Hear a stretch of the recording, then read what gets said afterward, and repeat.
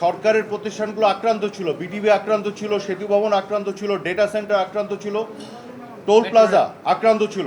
শিক্ষার্থীদের যে মুভমেন্ট, শান্তিপূর্ণ মুভমেন্টের ভিতরে আক্রমণকারী সন্ত্রাসীরা ঢুকেছে, এটা আপনারা দেখেছেন। জঙ্গি জামাত শিবির ঢুকে তারা আক্রমণ শুরু করেছে। সরকার এবং সরকারের প্রতিষ্ঠানগুলো ছিল আক্রান্ত। বিএনপি এবং জামাত এবং শিবির এবং সন্ত্রাসীরা ঢুকে আক্রমণ করেছে। সরকারের প্রতিষ্ঠানগুলো আক্রান্ত ছিল, বিটিভি আক্রান্ত ছিল, সেতু ভবন আক্রান্ত ছিল, ডেটা সেন্টার আক্রান্ত ছিল, টোল প্লাজা আক্রান্ত ছিল। যখন আপনি আক্রান্ত হবেন, আমি বিটিভি থেকে ফোন পাচ্ছি, তারা কাঁদছে, তারা জীবন বিপন্ন, স্যার বাঁচান, আমাদেরকে পুলিশ পাঠাতে হয়েছে, পুলিশকে আক্রমণ করেছে। আক্রান্ত যখন আপনি হবেন, তখন আপনার আত্মরক্ষার্থে ফাইট ব্যাক করতে হয়।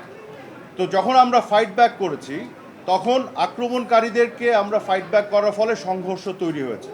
সেই সংঘর্ষে হতাহতের ঘটনা ঘটেছে।